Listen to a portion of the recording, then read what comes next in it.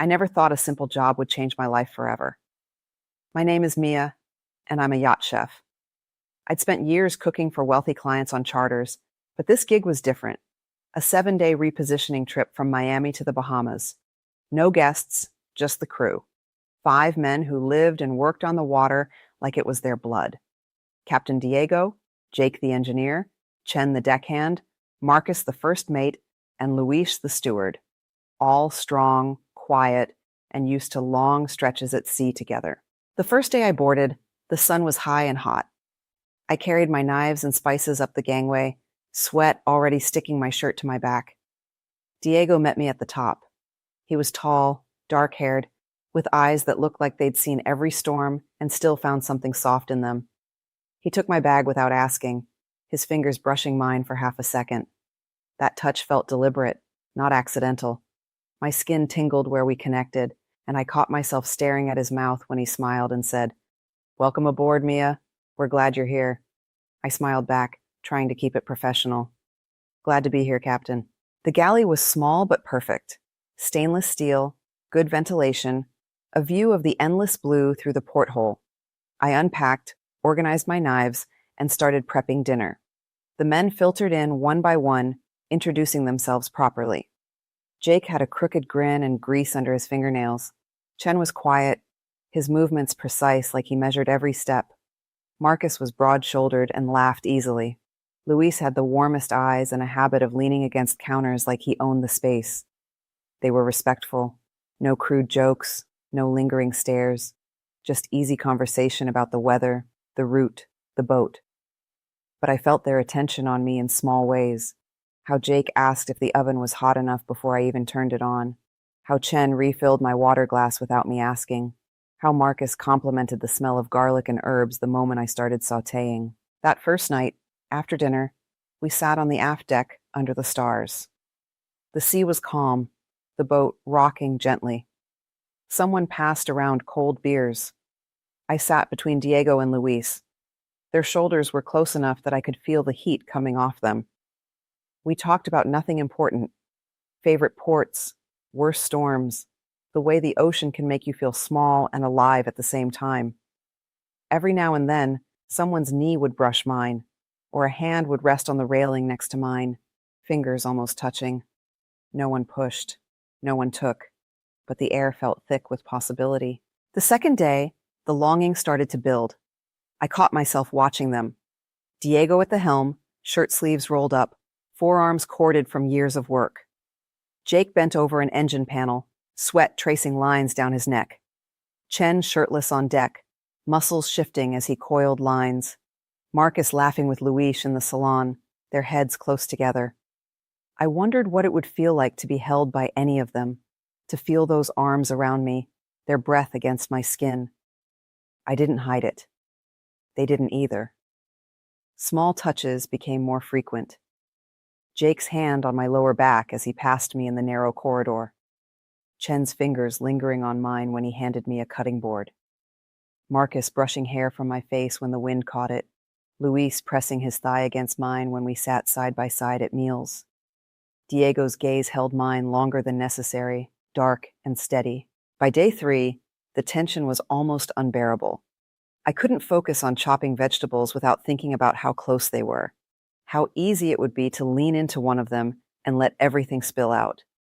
I needed to say something before I burst. That evening, after the dishes were done, I found them all on the flybridge. Diego was at the wheel, the others sprawled on the cushions. The moon was full, silver light on the water. I stood in front of them, heart hammering. "I need to talk to you all." They went still. Diego cut the engines to idle, the boat drifting quietly. "I feel something here," I said. "With all of you. It's not just attraction. It's more. I think you feel it too. But I don't want to guess. I want to know where we stand." Silence for a moment. Then Jake spoke first.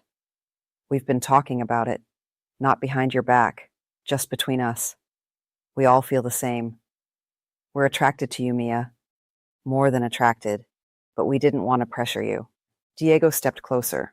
"We're a crew. We work as a team. If we do this, it has to be the same way. Open, honest, no secrets. No one gets left out. No one gets hurt. Chen nodded. Boundaries, consent, communication, every step. Marcus smiled softly. We want you here, not just for the trip, but we need to know you want this too. Luis reached out, his fingers sliding between mine. We're in this together, all 6 of us. I looked at each of them. Their eyes were steady, warm, waiting. I want this, I said. I want all of you, but only if it's real, only if we talk, only if we take care of each other. Diego closed the distance. He cupped my face gently, thumbs brushing my cheeks. Then we start now.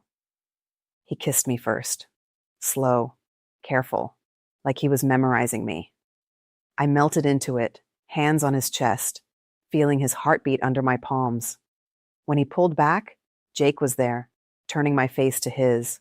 His kiss was warmer, a little hungrier, but still gentle. Chen stepped in next, his lips soft and deliberate.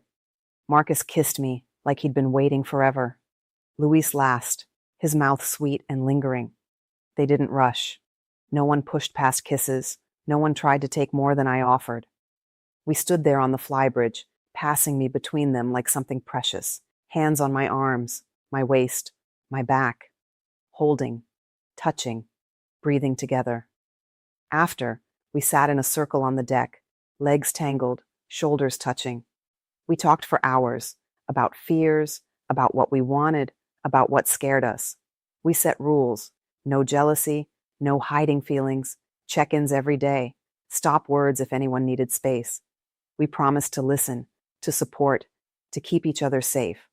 The next days blurred into something beautiful. Mornings, I cooked breakfast while they took turns coming into the galley. Diego would wrap his arms around me from behind while I stirred eggs, chin on my shoulder, whispering good morning against my neck. Jake would lift me onto the counter, stand between my legs, kiss me until I forgot the timer. Chen would sit on the stool and watch me work, then pull me onto his lap when I had a moment, hands resting on my hips. Marcus would feed me bites of fruit from his fingers. Luis would dance with me in the small space, slow circles, foreheads touching. We worked as a team in every way. They helped me prep meals, carried trays, cleaned up. I learned their routines, how Diego liked his coffee black, how Jake needed extra protein after long engine shifts, how Chen preferred quiet mornings, how Marcus loved spicy food, how Luis always saved room for dessert.